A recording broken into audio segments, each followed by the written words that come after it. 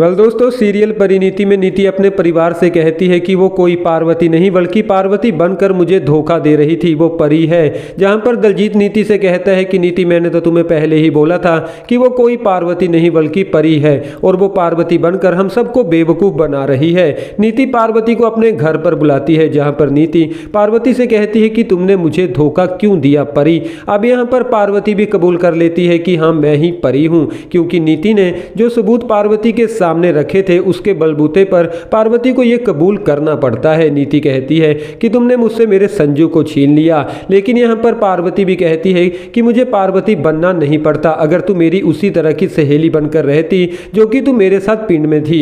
अब यहाँ पर नीति कहती है कि तुमने मेरा मुझसे संजू छीन लिया था तो मैं तुमसे बदला कैसे न लेती। अब यहाँ पर पार्वती भी नीति से कह देती है कि तुम जितनी बार भी मुझ पे वार करोगी मैं उसका पलट जवाब तुम्हें देकर रहूंगी। नीति कहती है कि मैं तुम्हें जान से मार दूंगी। तभी वहां पर संजू आ जाता है, जहां पर संजू नीति से कहता है कि अब तुम ऐसा कुछ नहीं कर पाओगी क्योंकि मैं तुम्हारी सच्चाई जान चुका हूं। अब यहां पर संजू कहता है कि मैं अपने पूरे परिवार को जेल में फंसाऊंगा क्योंकि ये इन लोगों ने मेरी परी को मारने की कोशिश की है। लेकिन यहां पर पार्वती संजू से कहती है कि आप ऐसा कुछ नहीं करेंगे क्योंकि इसके पीछे गुनहगार कोई और ही है। गुनहगार ये परिवार नहीं है बल्कि ये नीति है, इसी ने सबको मेरे खिलाफ भड़काया था। अब यहां पर संजू कहता है कि नीति को तो जेल में सड़ना ही होगा, जहां पर नीति संजू से कहती है कि तुम मेरे साथ ऐसा कैसे कर सकते हो जबकि मैं तो तुमसे इतना प्यार करता हूं। संजू नीति से कहता है कि मैं तुमसे प्यार नहीं करता, तुम मुझे जबरदस्ती प्यार करती हो।